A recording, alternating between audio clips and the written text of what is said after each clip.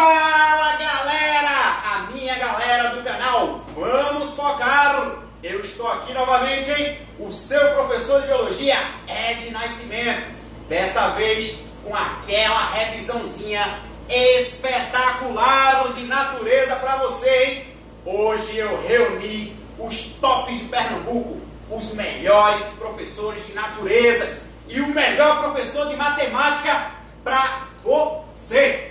Ok? Eu estou aqui direto da Escola Estadual Ministro Jarbas Passarinho, que é onde está acontecendo a minha live, hein? A live do canal Vamos Focar. Nós somos pioneiros, ok? Usando aí as redes sociais para revisões no estado de Pernambuco e no Brasil. Eu quero mandar um abraço aí para a galera de Brasília que me segue, para a galera de São Paulo, para a galera do Rio de Janeiro, para a galera do Mato Grosso, para a galera da Paraíba e para a galera do Ceará. Estou pedindo desculpa aí, porque da última vez eu esqueci de falar de vocês. Vocês me acompanham aí fielmente e trocam ideias comigo aí durante aí todo o período. Ok, galera? Eu vou passar a palavra para a representante direta aqui da direção da escola, a minha coordenadora de turno da noite, a professora Juliana Santos, que vai dar uma palavrinha aí para vocês. Fala, professora Juliana. Boa noite, professores, boa noite, colegas. É um prazer muito grande estar no Focar. E aí nós estamos aqui enquanto Escola Ministro Jarbas Passarinho, representando a escola pública do Brasil e, por não dizer, do mundo, professor. Exatamente. Porque aí as redes sociais também servem para educar. E é com este papel, é com este compromisso que nós estamos aqui hoje e sempre. Então é um prazer muito grande, professor Edivaldo, todos que fazem presente, estar participando deste momento. E esperamos que vocês, alunos, possam tirar proveito e fazer uma boa prova de Enem a partir do Vamos Focar. Valeu, Juliana! Então, galera, se prepara aí porque o chão vai tremer, o bicho vai pegar, vai ser o pipoco do trovão, hein? Hashtag não seja um pato morto, hashtag você aqui comigo, hashtag comigo você aprende biologia, hein? Eu vou chamar agora, sim, né? Outra coisa, eu quero apresentar para vocês a equipe que eu convidei, né? Eu já ia me esquecendo aí, ó. Então, eu convidei para essa noite nada mais, nada menos do que aquele professor de matemática, um dos melhores de Pernambuco. Ele é conhecido como o gigante da matemática de Pernambuco, professor Ricardinho. Eu convidei também aquele que é considerado o homem da química do estado de Pernambuco, nada mais nada menos do que Cláudio Monteiro. Convidei também aquele cara que está botando quente nos cursos de isoladas aqui em Pernambuco, hein? O professor Gustavo Bruno de Física. E é claro que não podia faltar eu, aquele que você conhece, o seu professor de biologia, o professor Ed Nascimento. E eu convidei aí um parceirão meu, um amigão, um cara que é o topadão da biologia também aqui no estado, o professor Marcelo Ataíde, o sorriso mais bonito da biologia para você, hein?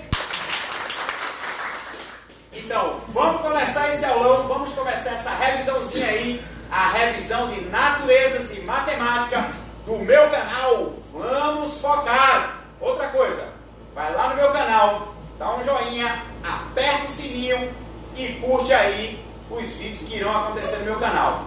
E para não esquecer também, amanhã, dia 7 de novembro, está saindo a minha primeira videoaula do canal Vamos Focar. Então acompanha aí, hein? Fica de olho no teu sininho, porque amanhã ele vai tocar. E aquela aula deliciosa vai chegar para você. Então aproveita aí. Eu vou começar chamando o nosso gigante da matemática, o professor Ricardinho. Boa noite, pessoal. Vamos aqui abordar alguns assuntos aí do Enem, bastante presentes, certo?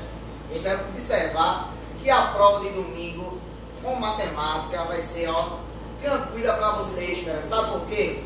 Porque vocês estão esperando por ela. Galera de humanas, matemática é a salvação de vocês, que são 25% da prova.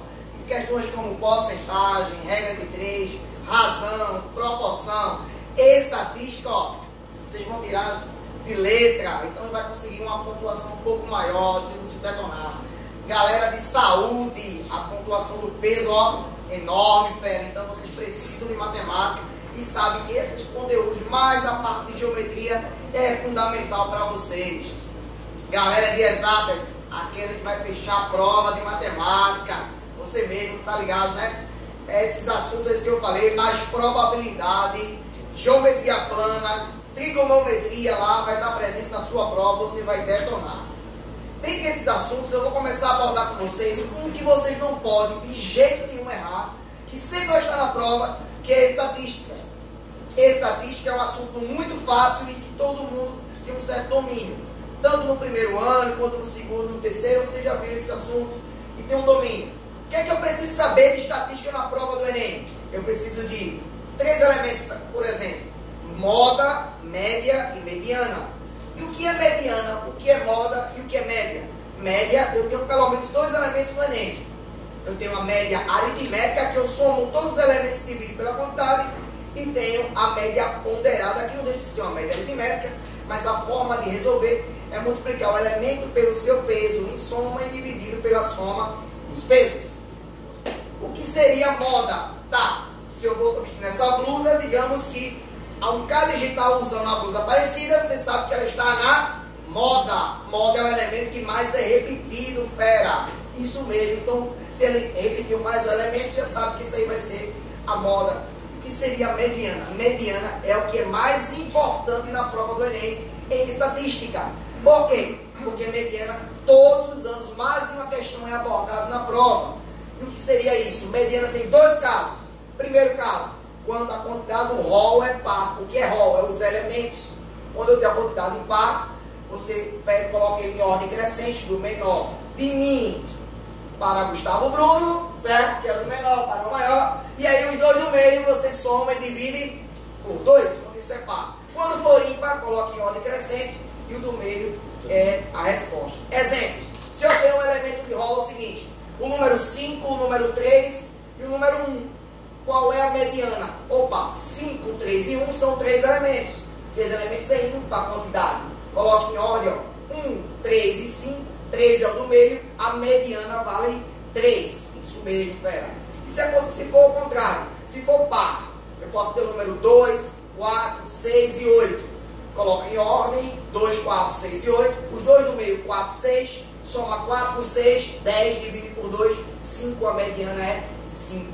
Esse é um assunto que você não vai errar de jeito nenhum na prova do Enem. Outro assunto que você também precisa abordar é probabilidade. Pensa aí, ó, domingo vai cair probabilidade na tua prova, certeza. O que seria a probabilidade? É uma razão, uma divisão dos casos favoráveis para todas as possibilidades de um espaço amostral. Como assim, cara? Dá um exemplo. Digamos que a gente vai lançar um dado não viciado.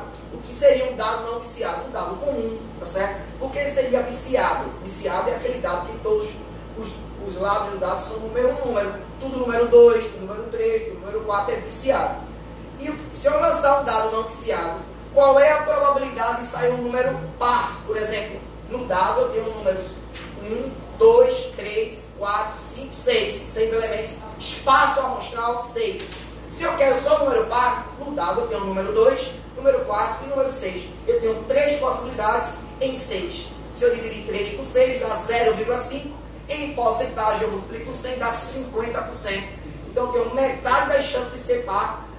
Consequentemente, tenho metade da chance de ser ímpar. Seria um assunto abordado de probabilidade. Aí tem probabilidade, eu tenho 2 tópicos. Eu tenho quando a regra do I e a regra do OU. Seria isso. Qual é a probabilidade de sair um número ímpar e um número par quando aparece o I em probabilidade ou análise combinatória? Vou lembrar de multiplicação. Se eu dissesse qual é a probabilidade de sair um número par ou um número ímpar, é uma soma. Esse ou é um elemento soma. Então você vai lembrar desses conectivos I e ou, tá certo? Até porque você vai abordar isso daqui a pouco também com o Edivaldo, tá certo? O seu colega em genética, a probabilidade é abordado isso, você vai perceber a primeira lei de Mendel, tá certo, gente? Então aí a gente tem estatística, probabilidade também, vai cair muito na sua prova. Trigonometria, isso mesmo, esse assunto aí, ó, todo ano está na prova. O que seria trigonometria? Aquele que você lembra que no retângulo tem seno, cosseno, tangente. Sentando, coçando lá, tangente, isso mesmo, fera. O que seria isso? Seria seno, cateto oposto pela hipotenusa. O que seria cateto oposto? Na frente do ângulo. Eu tenho um ângulo 30, na frente dele é cateto oposto. Hipotenusa é o maior lado do triângulo. Aí eu já sei que vai ser um seno. Se for cosseno, cateto adjacente pela hipotenusa. Isso aí. E a tangente, cateto oposto pelo adjacente. Para isso, você precisa saber os ângulos notáveis que você no nono ano na escola aprendeu com o professor ou a professora, né? Falar seno de 30, 45, 60 e você aprendeu com a musiquinha com o seu professor. E eu que vos falo sou meu doido, você vai aprender de uma maneira diferente. Vai pensar assim de maneira, ó, seno, cosseno, tangente, 30, 45, 60. Vai pensar no rap, vai pensar o seguinte, ó. 1, 2, 3, 3, 2, 1, 2 embaixo e todo mundo e raiz onde não tem um. Toque ali na sua tangente. Vem, vem, vem, vem. Raiz de 3 sobre 3, 1 raiz de 3. Demorou? Isso você vai montar a sua tabela e vai acertar na prova do Enem, fera. Certo? Até mais. Boa noite a todos. Alguém tem alguma pergunta aqui? Eu tenho, professor. Que frequência cai logaritmo no Enem? Logaritmo, eita, assunto terror do Nordeste aí dos feras. Com que frequência cai logaritmo na prova do Enem?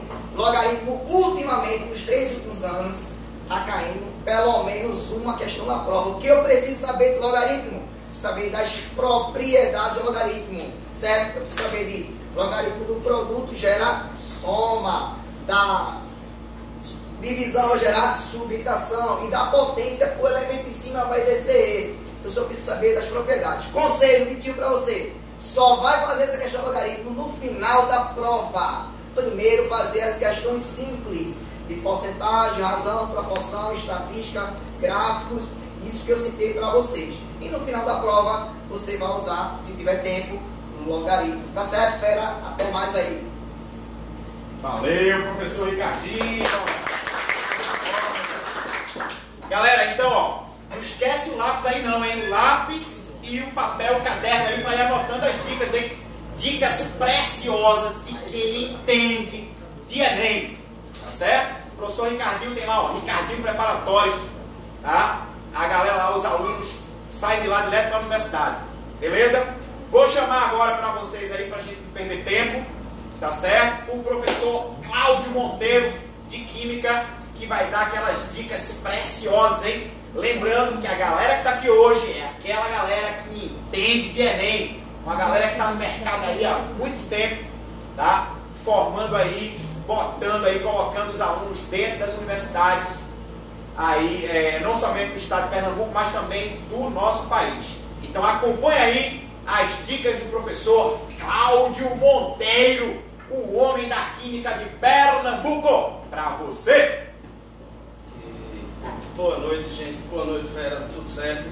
Bem, eu estou aqui hoje para a gente falar alguma coisa em relação às dicas de ciências da natureza, mais específico em química, do que você vai encontrar na prova de domingo. Bem, partindo da última edição do ano passado, evidentemente, algumas partes, alguns conteúdos, eles são mais abordados com maior especificidade. Um deles seria a parte de cálculo estequiométrico, que compreende a parte de química geral. Dentro da parte de química geral, você também trabalha com a percepção de processos de separação de misturas. Então você vai primeiro ter que identificar a tua mistura, se ela é um sistema homogêneo, uma mistura homogênea ou heterogênea, para daí você partir para o teu processo adequado de separação. Lembre-se também que esse tipo de procedimento é um fenômeno físico, tá ok? Uma outra coisa seria você observar cálculo estequiométrico, como eu falei agora há pouco. Cálculo estequiométrico, dentro das suas variações, tem os casos particulares. Dentro da ideia de casos particulares, você tem pureza e rendimento, tá? Então fique ciente, ligado nisso, porque muito provavelmente você vai encontrar questões de cálculo estequiométrico onde todo e qualquer cálculo de pureza tem que ser feito no início da tua questão, antes de você jogar para montar a regra de 3. E se for rendimento, na questão, estiver falando sobre rendimento, esse teu cálculo tem que ser realizado pós regra de 3. Então você pega o cálculo estequiométrico, massas molares em cima, relaciona embaixo aos dados que a questão está fornecendo, monta a tua regra de 3, encontrou o resultado, vai para a parte do cálculo de rendimento, que é a parte final. Tranquilo? Outra parte onde a gente está abrangendo legal de química na prova do Enem seria você trabalhar com orgânica, a parte de identificação de grupos funcionais. Não esquece, dentro de identificação de grupos funcionais, você dá uma olhadinha bem legal dentro de isomeria, tá? Então é uma coisa que sempre é recorrente nas provas de química do Enem, a parte de isomeria e também a parte de polímeros, identificação de cadeias de polímeros, tranquilo? Cláudio, na parte de físico-química, o que a gente vai ter, né, na prova em si? Bem, na prova, na parte de físico-química, você encontra conteúdos práticos, né, bem interessantes de serem trabalhados, que é a parte de equilíbrio químico, né, principalmente deslocamento de equilíbrio, o princípio da lei de Le Chatelier, tá certo? A parte da eletroquímica, não esquece de fazer aquela boa revisão dentro do que seria uma oxidação, do que seria uma redução, os agentes oxidantes, os agentes redutores, tá ok? Verifica principalmente o mecanismo onde você tem o cátodo e o ânodo, tá ok? Verifique isso aí, faz o cálculo da tua DDP, ou pode ser chamado de DDP ou força eletromotriz, tá? É uma outra maneira que a gente tem de calcular, e você vai encontrar isso aí lá com certeza na tua prova. Outro conteúdo muito comum dentro da parte disso, de físico-química, seria a identificação de soluções, onde a gente calcula com a parte de pH, alguma coisa relacionada com reação de neutralização entre ácido e base. Dentro desse contexto, isso aí já puxando para outra vertente, a parte que ele trabalha com alguns conceitos básicos. Lembre-se, quando você pega a tua prova de química, de ciência da natureza, de uma forma geral, e vai analisar, você encontra 4 condições básicas: conteúdo, interpretação, contextualização e cálculo.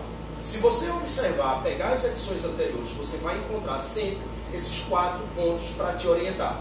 Tranquilo? Quais seriam eles? Só lembrando, conteúdos, perdão, você vai ter conteúdos, interpretação, contextualização e cálculos. Segue esta sequência para você não se perder diante da tua prova. Lembrando que como a prova ela tenta buscar uma abrangência maior da visão interdisciplinar das ciências, ciência da natureza como um pacote completo, então ele sim vai relacionar, contextualizar. A ideia da prova do Enem é ela fazer uma avaliação do teu ensino médio, ou seja, finalizando o teu ensino médio, ele vai te avaliar se o que você aprendeu durante esse ciclo, né, de educação, você tem total propriedade do que foi trabalhado ao longo. Ele não vai querer testar se você sabe muito ou sabe pouco, ele quer saber do que é que você sabe.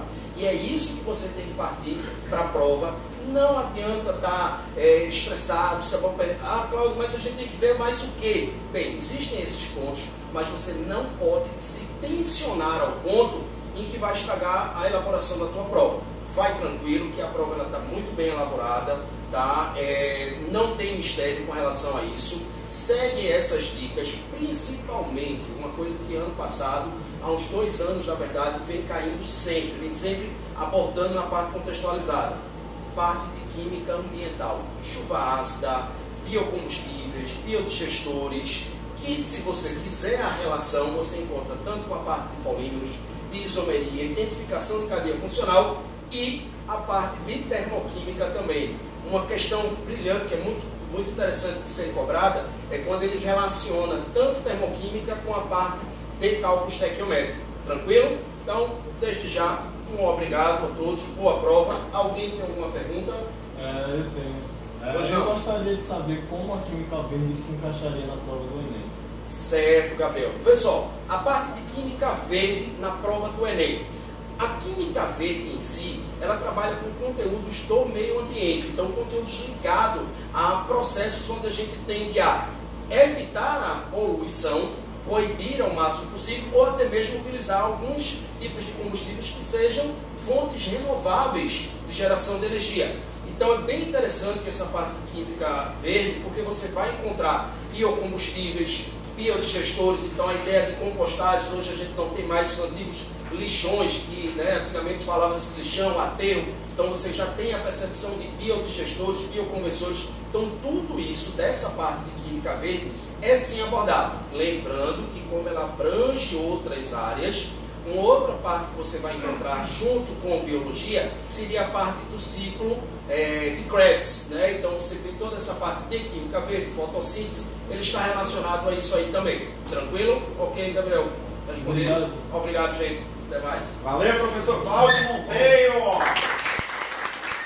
Cláudio Monteiro aí pra você, hein? Então, galera, não é brincadeira não, hein? Aproveita aí essa oportunidade, ok? Aquela revisão deliciosa com quem realmente entende de Enem e dos vestibulares de Pernambuco e do Brasil inteiro, hein? Então aproveita aí, ok? Pega o lápis aí, se organiza, continua anotando, que eu vou chamar agora aquele cara que está arrebentando nas isoladas aí do Recife e também de Pernambuco. Aquele professor de física, Gustavo Bruno, pra você. Fica ligado agora, hein? Boa noite, galera de casa, boa noite a todos aqui. Estamos aqui para a gente comentar um pouquinho sobre a prova de física do Enem. Como o nosso grande professor aqui acabou de falar, a prova do Enem é uma prova que ela vai praticamente fazer um resumão de tudo que tu aprendesse no ensino médio. Então, se a gente fosse abordar os assuntos do primeiro ano, os assuntos mais recorrentes do Enem do primeiro ano, cinemática. O assunto de cinemática, quando a gente entender um pouquinho, a gente vai quebrar ele em duas partes. O que a gente chama de movimento uniforme e o que a gente vai chamar de movimento variado. Gustavo, quando é que eu pego uma questão dessa no Enem e sei se ela está falando de movimento uniforme ou se ela está falando de movimento variado? Para isso, tu tem que ir para a prova sabendo as características de cada um desses movimentos. Movimento uniforme. Gustavo, o que danado seria uniforme? Uma coisa constante, velocidade constante e a aceleração igual a zero. No movimento variado, como a própria palavra já está falando, a velocidade ela vai estar variando e a aceleração vai ser diferente de zero. Para tu entender o porquê a aceleração em um canto foi zero e a aceleração no outro foi igual a zero, o que a gente pode pensar o seguinte: vamos imaginar que eu estou aqui, junto com meu amigo Ricardinho, dentro do carro. Eu sou o motorista, ele está só aqui acompanhando e a gente escutando o som de Wesley Safadão, beleza? Se a gente tiver a 100 km por hora, a exatamente 100 km por hora, se eu quiser aumentar essa velocidade, o que é que a gente faz, professor Ricardinho, se eu for o motorista? Eu piso no acelerador. Então o nome acelerador não é porque o cara que inventou o carro achou bonito o nome acelerador, não. É porque a aceleração ela é responsável por variar a velocidade. Beleza? Então não esquece disso e fica a dica aí.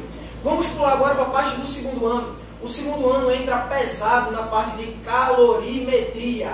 O que é que a gente vai precisar para a prova em calorimetria? Calor latente e o calor sensível. Já o calor latente, quais são as responsabilidades de cada um? O calor sensível é aquela quantidade de calor que você dá para uma substância para que ele varie a sua temperatura, sem haver uma troca de fase. Já o calor latente, ele faz o processo inverso. O calor latente, ele troca a sua fase sem mudar a sua temperatura. E quais são as três fases que a gente tem aqui no estado?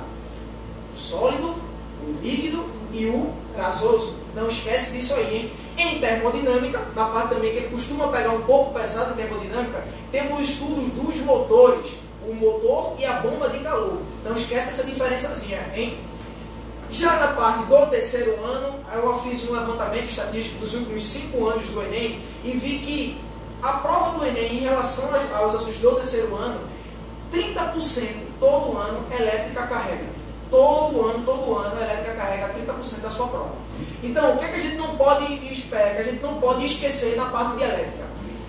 Resistores em séries e resistores em paralelo. Gustavo, qual é a diferença de resistores em série e resistores em paralelo? Ó, resistores em série são aqueles que passam a mesma corrente.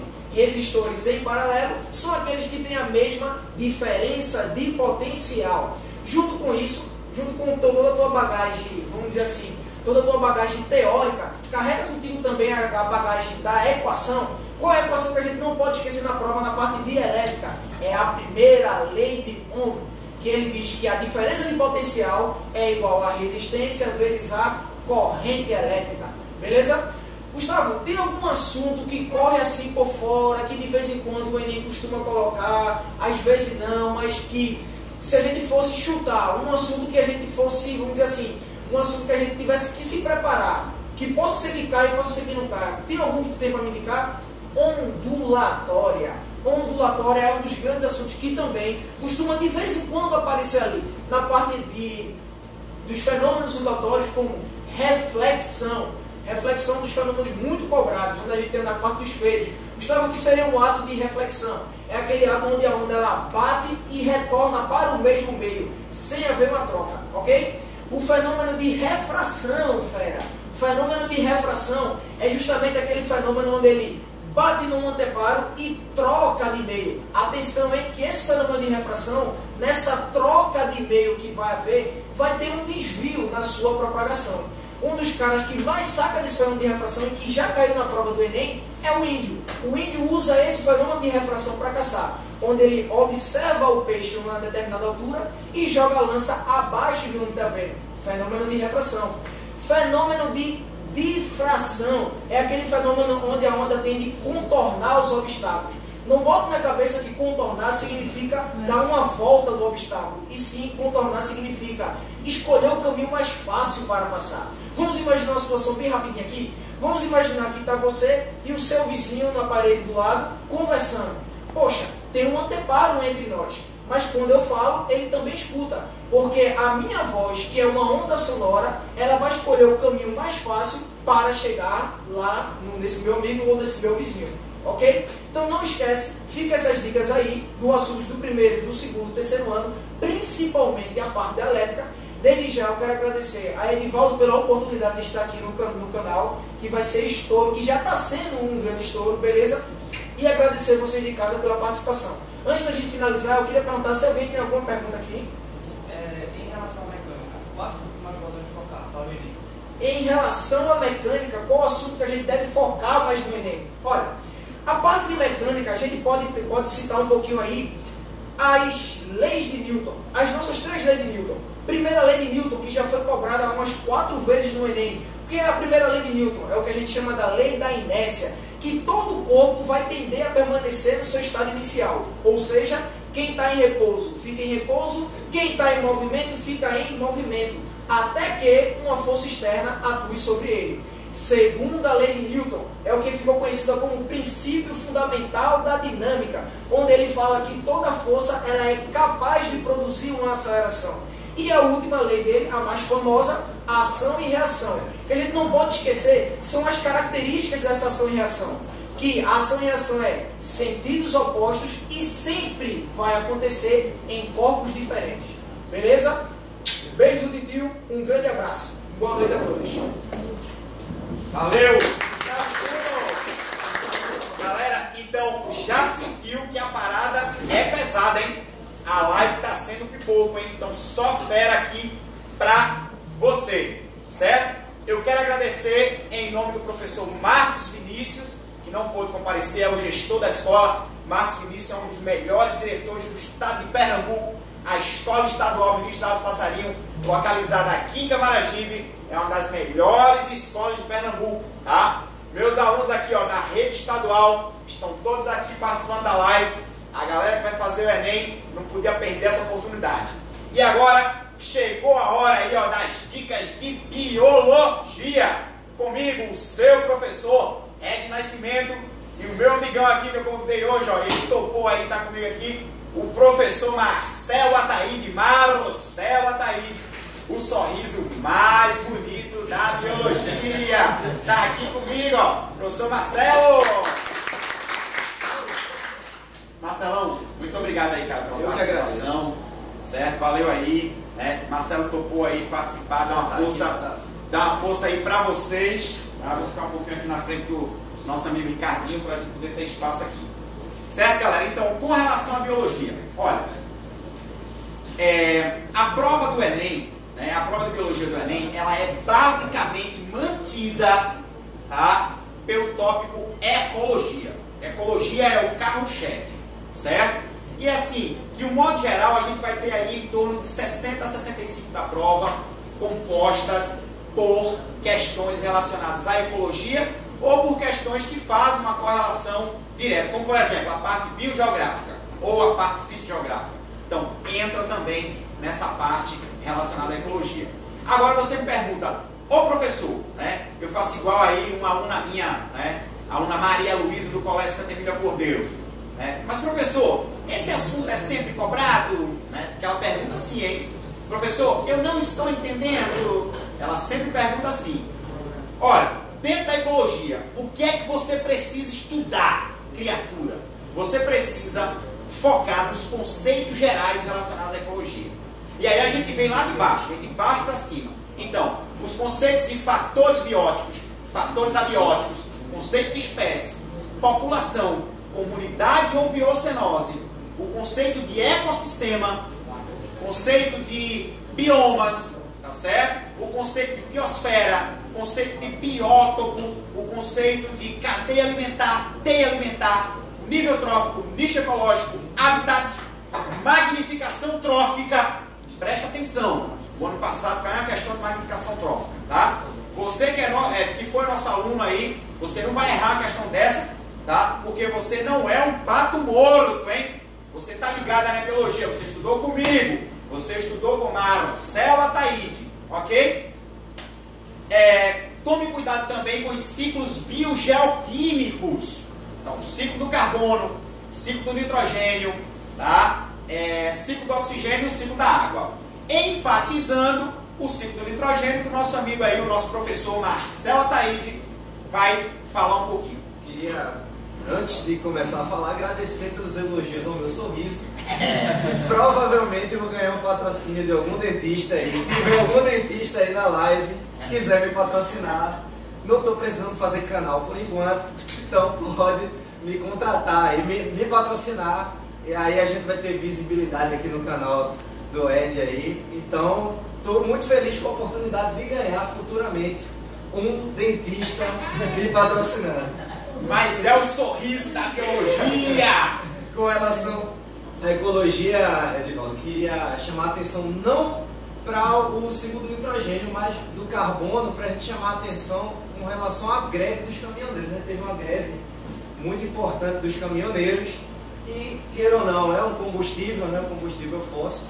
E aí, essa emissão do gás carbônico é diretamente relacionada ao ciclo do carbono.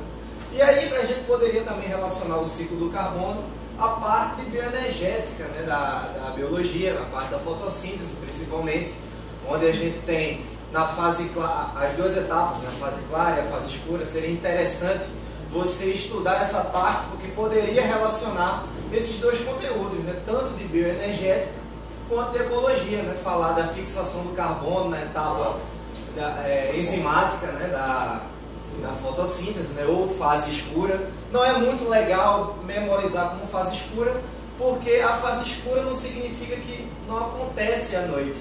Fase escura porque ela independe da luz. É importante a gente ter isso bem claro na nossa mente, porque não necessariamente a fase escura acontece à noite. Na fase escura é onde tem a fixação do carbono, né?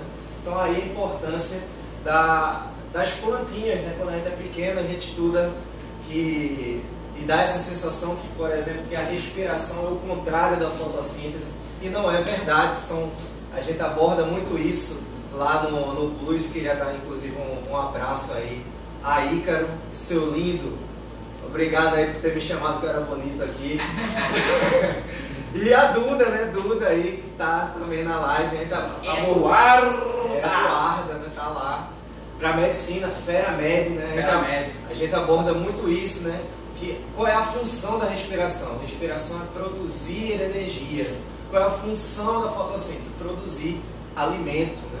Então, através da fotossíntese tem fixação do carbono, mas a função da fotossíntese é produção de alimento. Relacionei um bocado de coisa, misturei, foi tudo ali. Deixa eu mandar um abraço aí para Pedro Rabelo, para Gilvan, para Fernando, para Luiz Eduardo Afonso, para Lucas Santos, e daqui a pouco a gente manda um monte de abraço, tá? Quero mandar também um abração para os meus alunos aqui da Escola Estadual Ministro Alves Passarinho, essa galera que é show, a galera aqui, ó, gente boa demais. Quero mandar um abraço para os meus alunos da Prefeitura de Jaboatão dos Guararapes, que com certeza está aí me assistindo, certo? Só voltando um pouquinho, quando você pensar em ciclo do nitrogênio, você tem que lembrar dos micro-organismos que participam efetivamente do ciclo do nitrogênio, que são as bactérias, né? Então nós temos as bactérias Nitrosococcus, Nitrosomonas, Nitrobacter e as bactérias de Rhizóbio. Aí, né, Maria Luísa, minha aluna, me pergunta, mas professor, e as ecorrelações, elas também são cobradas efetivamente no Enem? Eu não estou entendendo. Sim, as relações ecológicas participam, né, estão presentes na provinha do Enem, sim, tá certo? Inclusive, se você analisar os últimos 5 anos, ecorrelações é um assunto recorrente, tá? Que está presente pelo menos um ano sim, um ano não. Beleza, galera? Outro ponto, né, outro tópico da biologia também bastante cobrado é a parte da fisiologia, tá certo? E aí o Enem costuma alternar, né, Marcelo? Às vezes a gente encontra uma questãozinha de nervoso, uma questãozinha de circulatório, entendeu? Então, eu estava até conversando aqui com o Marcelo que eu estou apostando em sistema endócrino, entendeu? Até porque eu trabalhei bastante aí com meus alunos. Então, eu acho que é o ano de endócrino. Vamos ver, né? Vamos ver. Então, tem que ficar ligado nas glândulas endócrinas e nos hormônios produzidos por cada glândula. Outra coisa, não espere questão difícil. O Enem, ele traz aquela coisa básica, então, aquela questão relevante, aquela questão do seu dia a dia, né? Foi importante que o Marcelo falou aqui, ó, da greve dos caminhoneiros. Então, pode ser que tenha alguma coisa relacionando aí a questão da eliminação do carbono na atmosfera, envolvendo a parte da greve dos caminhoneiros. E um outro assunto é genética, né, Marcelo? Então, genética Aí você me pergunta, ô professor, mas o que é que eu devo estudar de genética? Galera, olha, principalmente a parte conceitual, aqueles conceitos básicos de genética, tá? Aí você pergunta, monohibridismo cai? Pode ser que você tenha uma questãozinha lá de cruzamento, uma questãozinha de codominância, entendeu? Uma questãozinha, tá? De sistema BO, perfeito, né? Marcelo falou em sistema BO, tá certo? Uma questãozinha envolvendo a parte de transfusão sanguínea. Então, aquela coisa, né? Aqueles assuntos da biologia do seu dia a dia, tá? Então, você tem que ficar focado nisso, você tem que ficar ligado nisso aí, ok? Provavelmente você fará uma excelente prova de biologia. É claro que primeiro porque você foi meu aluno, e aluno de Marcela está aí, evidentemente. Então aí, ó, dependendo de como a prova venha, tá certo? Com certeza você vai arrebentar na prova de biologia. Então, começa por biologia, tá certo? Porque, sem querer desmerecer, mas é a disciplina que você sabe mais. E a gente tá com o microfone, a gente pode falar. Sem desmerecer aí do nosso amigo Cláudio Monteiro, nosso amigo Ricardinho, nosso amigo Gustavo Bruno, mas é claro que biologia, você tá por dentro de tudo aí. Beleza, galera? Então aí, ó. Marcelo, tem mais alguma coisa para esperar se o pessoal tem alguma. Então, galera, ó, valeu aí pela participação. Eu vou abrir espaço para uma pergunta aí. Engenharia genética cai com eficiência em biologia? Excelente pergunta. Engenharia genética cai com eficiência? Cai. Entendeu? Cai muito. Aí você tem que ficar ligado com relação àquela técnica lá do DNA recombinante, que vai envolver aquela enzima de restrição e aquela enzima ligase que faz a conexão do gene que vai entrar com a finalidade da síntese da proteína desejada. Ok? Com relação a transgênico, né, a transgenia, então lembrar que transgênico eu estou pegando o gene de outra espécie. Então transgenia eu não posso pegar um gene da mesma espécie, aí não é transgenia. Então minha esposa, não sei se ela está aí na live, ela estava mais cedo, dá aquela valorizada aí. Ela faz um cuscuz maravilhoso, pense num cuscuz maravilhoso. Não é sério, não é pra rir não. Ela vai ficar com raiva. Ela faz, e aí eu queria chamar a atenção que toda a fuba, Edivaldo, é transgênica. Você não vai encontrar fuba que seja na moralzinha que não seja transgênica, vai ter aquele Tzinho. Se você procurar lá no supermercado, vai ter o Tzinho lá de transgênico, porque aquele produto ele é geneticamente modificado, ou seja, peguei um gene que é favorável à produção, por exemplo, do milho lá, né, do cultivo do milho, e aí inseri lá para aumentar a minha produção, por exemplo. Então, a transgenia é isso, eu pegar um gene saudável de meu interesse e colocar lá para aumentar o rendimento de algo que eu desejo melhorar. Boa. E aí, ó, outro ponto interessante, antes de fazer o fechamento aí, fica ligado também com relação à proteína glúten, né? A galera, olha, fala um monte de coisa sem saber o que está falando. Então, glúten é uma proteína vegetal, tá? Que está presente no trigo, no centeio, na cevada, ok? E na aveia. Então, trigo, centeio, cevada e aveia. Cevada, trigo, centeio e aveia. Proteína glúten. Em algumas pessoas, essa proteína acaba desencadeando uma reação alérgica, né? As pessoas que têm a doença celíaca. E aí, nessa reação alérgica, você tem um encurtamento das microvelocidades, né? Que fazem parte aí do grupo digestório, que vão auxiliar no processo digestivo. Então, essa proteína em pessoas com a doença transgênica, ela acaba desencadeando uma reação alérgica grave, entendeu? Que pode levar desde uma dor abdominal a reações graves de pele, como eritema, urticária, náusea, vômito, diarreia. Se diminui a microvelocidade, diminui a capacidade de absorção. Consequentemente, vai ter aquela velha diarreia, né? Que eu partilho lá com meus alunos, Edivaldo, que é as coisas mais gostosas de fazer. É o número 2, então... Com certeza. Então, é muito bom. Então, um abraço aí pra galera que lembra que eu falo sempre isso. É muito bom. Não existe nada melhor do que fazer um cocôzinho. Show de bola. Exatamente. Então, galera, eu agradeço a presença de vocês. A gente vai finalizando a live, só que eu tenho um presente pra você, hein? Pro domingo, você fazer uma prova deliciosa. A coisa não acabou aqui não, hein? Vou chamar pra você o professor de Educação Física, uma fera das academias aqui do Recife, o professor Alexandre Penha, que vai dar umas dicas aí, ó, de alongamentos para você aí, ó, fazer antes da prova. Beleza? Vou chamar aí Alexandre Penha. Chega pra cá, professor Alexandre. Pessoal, boa noite. Primeiro, o Enem é um motivo de ansiedade mesmo. Que a gente está fazendo aqui poucos exercícios para que vocês driblem essa ansiedade e consigam fazer uma boa prova, tá? Então vamos primeiro, todos ficarem de pé.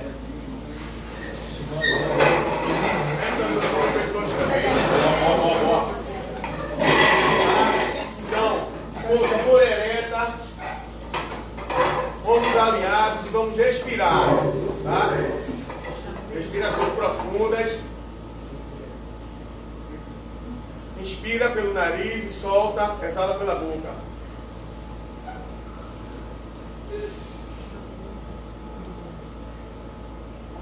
Mais uma vez.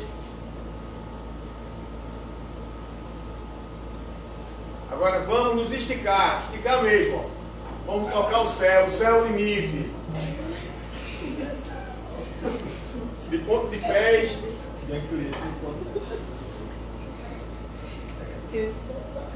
Vamos, mais uma vez.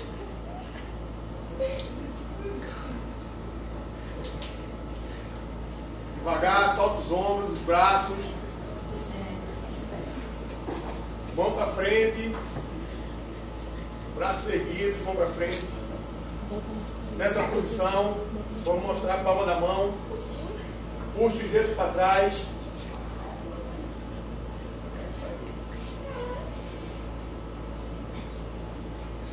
Vamos trocar agora o braço.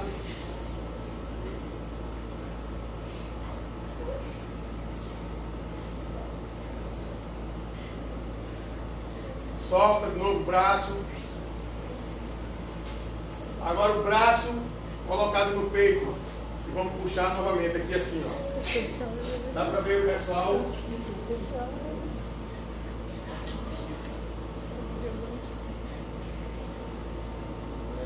Vamos trocar o braço agora.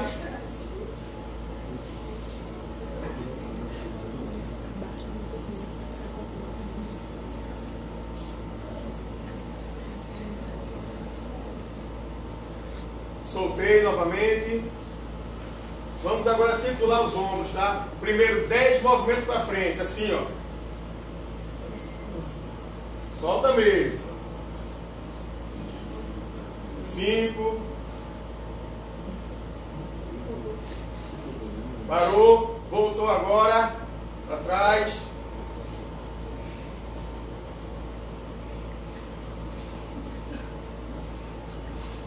Circulando. Parou. Solta o braço. Uma das formas de relaxar também é fazer automassagem. Como estamos aqui em grupo, vamos ajudar um ou outro a fazer a massagem, tá? Primeiro aqui, no trapézio. Assim, ó. Boa, tá bom, vai. Casinha, ó. Massagenzinha pra relaxar. Olha o três aí, vamos três. Fazendo três. Agora é minha vez. Massageado, tô testando. Parou agora. Agora um de frente pro outro. Que diferença. Por favor, pro outro. Abre o meu braço. Aqui. Um de frente pro outro. Isso mesmo. Um de frente pro outro, desculpa. E um abraço! E o Enem aí, domingo. O quê? Parou? Desculpa. O Enem domingo. Fé em Deus e pé na tábua.